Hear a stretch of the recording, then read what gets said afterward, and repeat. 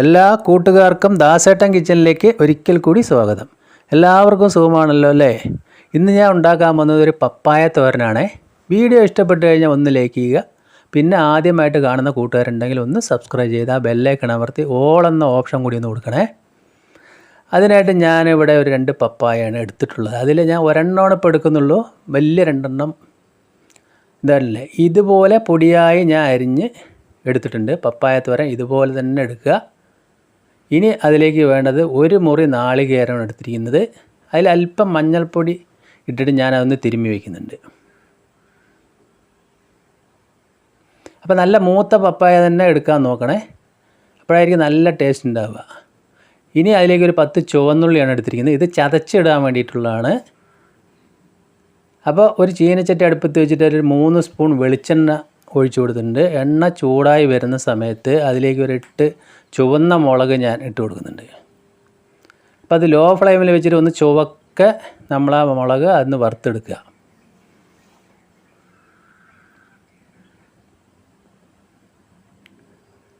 അപ്പോൾ മുളക് കണ്ടില്ലേ, ഇതുപോലെ നമ്മൾക്ക് ഒന്ന് ചുവക്ക വറുത്ത് അതൊന്ന് കോരി മാറ്റാം. ഇതും ഒന്ന് നമ്മൾ തരിതരിപ്പായിട്ട് പൊടിച്ച് ചേർക്കാനുള്ളതാണ്. ഇനി അതേ എണ്ണയിൽ ഞാൻ ഒരു 1/2 സ്പൂണ് കടുകാണ് ചേർത്ത് കൊടുക്കുന്നത്. കടുക് പൊട്ടി വരുന്ന സമയത്ത് നമ്മൾ ആ 10 ചുവന്നുള്ളി ചതച്ചത് അതിലേക്ക് ഇട്ട് കൊടുക്കണം. ഇതുപോലെ ചതച്ചെണ്ണ ചേർക്കുക. അപ്പോൾ നല്ലൊരു ടേസ്റ്റ് ആയിരിക്കും, നാടൻ രുചിയായിരിക്കും. അതൊന്ന് ഒരുവിധം മൂത്ത് വരുന്ന സമയത്ത് നമ്മൾ നേരത്തെ കഴുകി വെച്ചിരിക്കുന്ന പപ്പായ നമ്മൾ അതിലേക്ക് ഇട്ട് കൊടുക്കാം.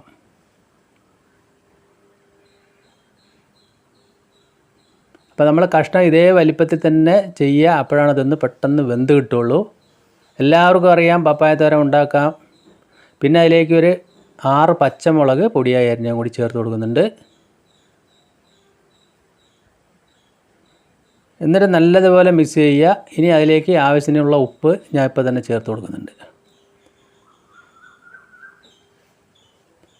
അപ്പോൾ ഉപ്പും ചേർത്ത് ഇത് നല്ലതുപോലെ ഒന്ന് മിക്സ് ചെയ്യുക.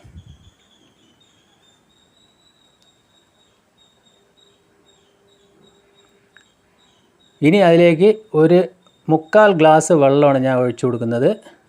ഇനി അതിലേക്ക് ആവശ്യത്തിന് കുറച്ച് മഞ്ഞൾപ്പൊടിയും കൂടി ചേർത്ത് കൊടുക്കുന്നുണ്ട്. നമ്മൾ നേരത്തെ തേങ്ങയിൽ കുറച്ച് മഞ്ഞൾപ്പൊടി ഇട്ട് വെച്ചിട്ടുണ്ട്. അപ്പോൾ ഇനി അതിലേക്ക് കണക്കാക്കി ബാക്കി ഇട്ട് കൊടുത്താൽ മതിയാവും. ഇത് നല്ലതുപോലെ ഒന്ന് മിക്സ് ചെയ്യുക. ഇനി നമ്മളിതൊന്ന് ഒരു 10 മിനിറ്റ് മീഡിയം ഫ്ലെയിമിലിട്ട് അടച്ച് വെച്ച് വേവിക്കണം. എല്ലാവർക്കും അറിയാം പപ്പായൊക്കെ അത്യാവശ്യം വേവുള്ളതാണ്. അപ്പോൾ ഇതുപോലെ ഉണ്ടാക്കാത്തവർ എന്തായാലും ഉണ്ടാക്കി നോക്കണേ. 10 മിനിറ്റ് കഴിഞ്ഞ് ഞാൻ തുറന്ന് നോക്കിയിട്ടുണ്ട്. ഒരു വിധം ഒന്നും ആയിട്ടുള്ളൂ. ഇനി അതിൽ വെള്ളമൊക്കെ വറ്റി വരാനുണ്ട്.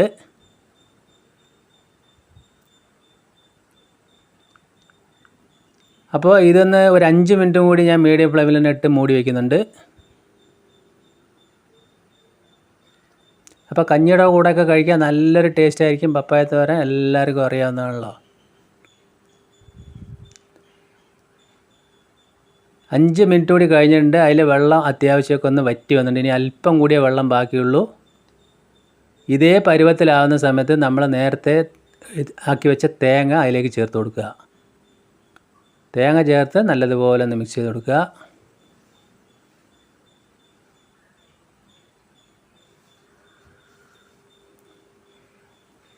ഇനി അതിലേക്ക് നേരത്തെ നമ്മൾ വറുത്ത മുളക് ചതച്ചത് അതിലേക്ക് ഇട്ട് കൊടുക്കണം. തരിതരിപ്പായിട്ടാണ് ഞാൻ ചതച്ച് വെച്ചിരിക്കുന്നത്. ഇതുകൂടി ചേർത്ത് കഴിയുമ്പോൾ നല്ലൊരു ടേസ്റ്റ് ആയിരിക്കും അത്. നല്ലതുപോലെ എന്നിട്ട് മിക്സ് ചെയ്ത് കൊടുക്കുക. അപ്പോൾ നമ്മുടെ ചുവന്നുള്ളിയുടെ മൂത്തതിൻ്റെ ഈ മുളകിൻ്റെയൊക്കെ ടേസ്റ്റ് നല്ലൊരു രുചി ഉണ്ടാവും. എല്ലാവരും ഒന്ന് ട്രൈ ചെയ്ത് നോക്കണം. കഞ്ഞിയുടെ കൂടെയൊക്കെ കഴിക്കാൻ നല്ല സൂപ്പറായിരിക്കും. പിന്നെ നമ്മൾക്ക് ലഞ്ച് ബോക്സിൽ പൊതിച്ചോറിലൊക്കെ വെച്ച് കൊടുക്കാൻ പറ്റും.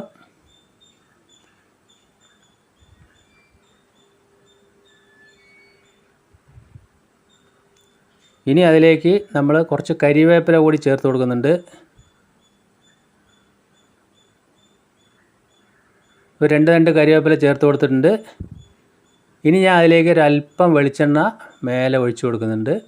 കുറച്ച് പോരായുണ്ട്, 1 സ്പൂണ്.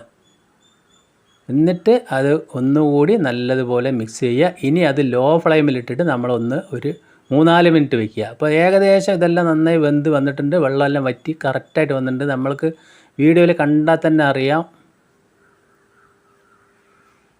ലോ ഫ്ലെയിമിൽ ഒരു 3-4 മിനിറ്റും കൂടി ഇട്ടതിന് ശേഷം നമ്മൾ തുറന്ന് നോക്കുമ്പോൾ നല്ല സൂപ്പർ പപ്പായ തോരൻ ഇവിടെ റെഡി ആയിട്ടുണ്ട്. ഒരു പഴയകാല രുചി. എല്ലാവരും ഒന്ന് ട്രൈ ചെയ്ത് നോക്കണം. ഇതുപോലെ ചെയ്യാത്തവർ എന്തായാലും ഒന്ന് ട്രൈ ചെയ്ത് നോക്കുക. അപ്പോൾ ഒന്നുകൂടി പറഞ്ഞ് എൻ്റെ വീഡിയോ ഇഷ്ടപ്പെട്ട് കഴിഞ്ഞാൽ ഒന്ന് ലൈക്ക് ചെയ്യുക. പിന്നെ ഫ്രണ്ട്സിനും ഫാമിലിയൊക്കെ ഒന്ന് ഷെയർ ചെയ്ത് സപ്പോർട്ട് ചെയ്യുക.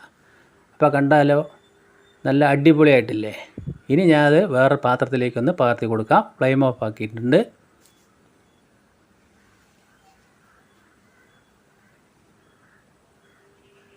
അപ്പോൾ നമ്മുടെ സൂപ്പറായിട്ടുള്ള പപ്പായ തോരൻ ഇവിടെ ഇതാ റെഡിയായി.